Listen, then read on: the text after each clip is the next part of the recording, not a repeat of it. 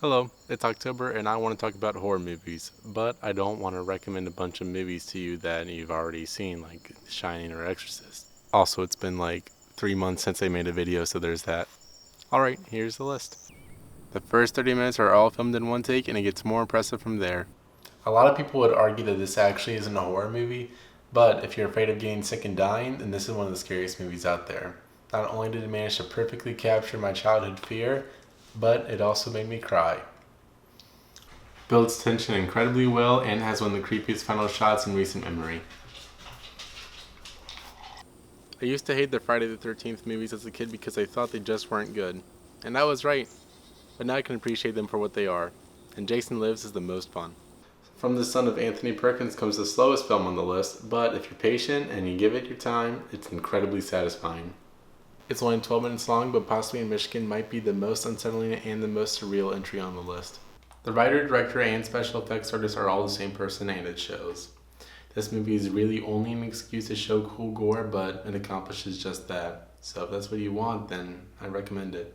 Nigel Bach made a horror movie in his own house for $300 and the results are astounding. In my opinion, the most disturbing David Lynch movie. If you haven't seen Twin Peaks the show, I recommend just watching the first 2 episodes of that instead. You can still log it on Letterboxd. I love every movie that has skateboarding in it, but this one just so happens to be good. Perfect in every way. Authentic dialogue and an unforgettable tone, this is my favorite movie on the list. This movie is a lot like if that kid from Xbox Live was really religious, kinda scary, and actually fucked your mom. One of my favorite antagonists of all time. As a child, the ending scarred me so bad that I have the final shot permanently etched into my brain. It's a miracle I didn't turn out terribly transphobic. Dan Stevens is a force to be reckoned with. House. It's on my shirt. If I had to watch anything on Halloween night, it would be Trick or Treat. This is the ultimate Halloween movie, so much so that celebrating the holiday is actually a main theme. It's legitimately exciting to watch the story unfold before you and to watch the film itself. The cinematography is to die for. I was afraid to watch this because I thought it'd be a dull mystery thriller, but I couldn't have been further from the truth. There is only one thing worse than a rapist. Boom. A child. No. You probably couldn't go wrong with any of the Nightmare on Elm Street movies, but I chose Freddy's Revenge to make up for Sleepaway Camp being on here. Despite being initially hated, people are starting to come around on this marvelous sequel. It's creepy, has more Halloween spirit than the original did, and also has child murder. Not enough people have come around though. I'm still putting this on the list. It's a really thoughtful movie about what it's like to lose a loved one, but most importantly, it's just another creepy kids movie. With one of my favorite lead performances of any slasher movie, this is like Henry, Portrait of a Serial Killer, for people who thought that Henry, Portrait of a Serial Killer didn't have enough mannequins. Also, I recommend Henry, Portrait of a Serial Killer.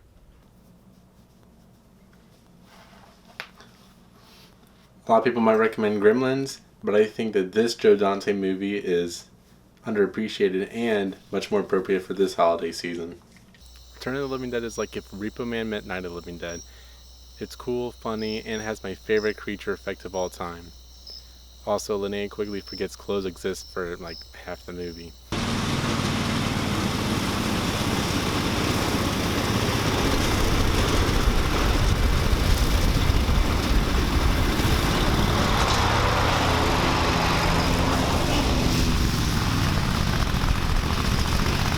As an adult, no movies freaked me out more than Lake Mungo.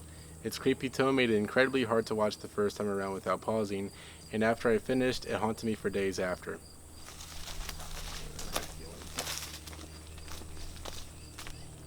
Alright, those are all the movies I had for you today. If you like when I talk about movies, you can follow me on Letterboxd, or if you're upset that I left something out, then you can just tell me in the comments, that's fine. Alright, bye.